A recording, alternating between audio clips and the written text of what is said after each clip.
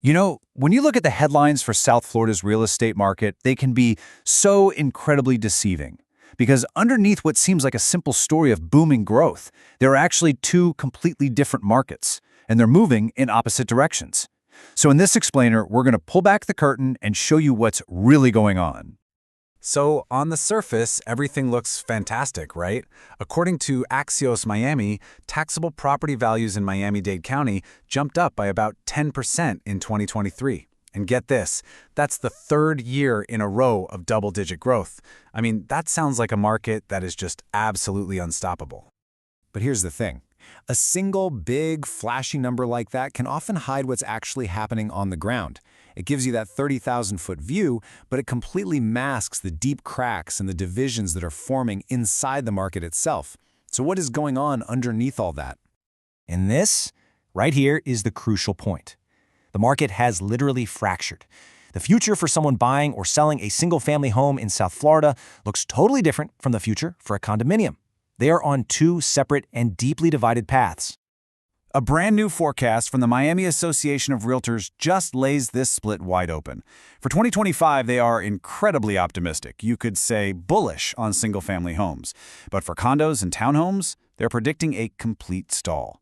The difference in the numbers is, well, it's staggering. Okay, first, just look at demand. Sales of single-family homes, they're projected to jump by almost 8%. That's a sign of really healthy, robust growth. Now for condos, a big fat zero. Flat. This isn't just a slowdown, folks. This is a dead stop. It shows a fundamental shift in what buyers are looking for. And, that massive difference in demand flows right through to property values. Single-family home prices are expected to climb by nearly 10%. Wow. In contrast, condo prices are only expected to grow by about 2.5%. I mean, that's barely keeping up with inflation. For owners, this means one asset is appreciating like crazy, while the other is just treading water. So the obvious question has to be, why? Why is the condo market just hitting a wall like this?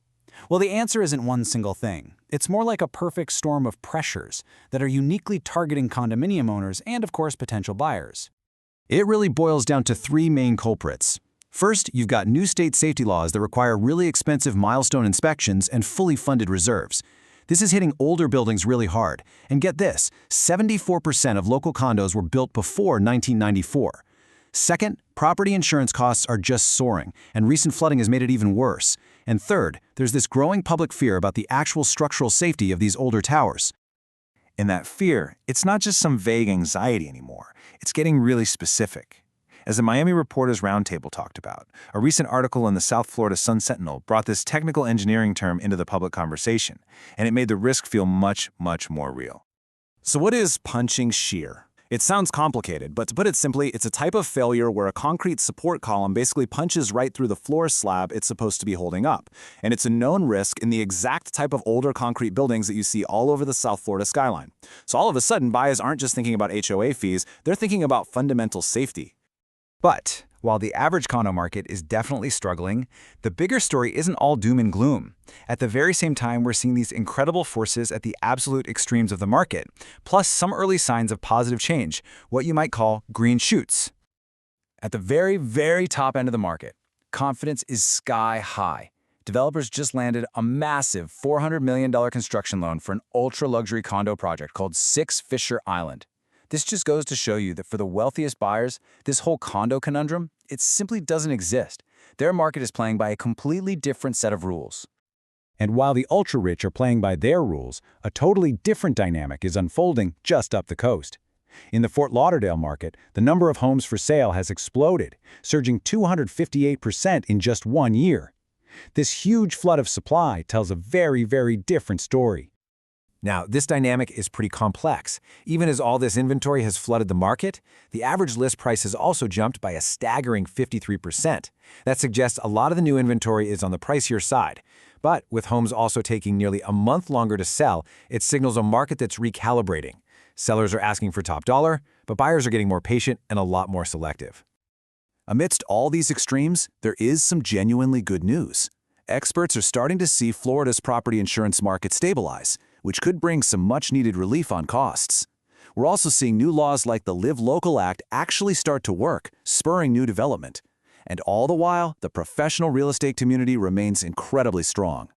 And here is a perfect example of that positive change in action. One developer is using that new Live Local Act to build over 3,000 new apartments. And get this, a huge portion, 40%, is reserved specifically for the local workforce. This is a direct, tangible solution to the region's housing shortage. Okay, so after looking at all of this conflicting data, booming values and structural fears, huge luxury loans and stalled sales, what's the one thing you really need to understand to make sense of it all? The most important point is this. You cannot understand South Florida real estate by just looking at a single headline number. It's impossible. You have to see it for what it truly is. Two distinct markets, single-family homes and condos, and they are operating under completely different rules, different pressures, and frankly, they have very different potential futures. And that really brings us to the final question you should be asking yourself. In a market that is this sharply divided, with one path heading straight up and the other one hitting a wall, where do you think the real opportunity, the true value, can actually be found?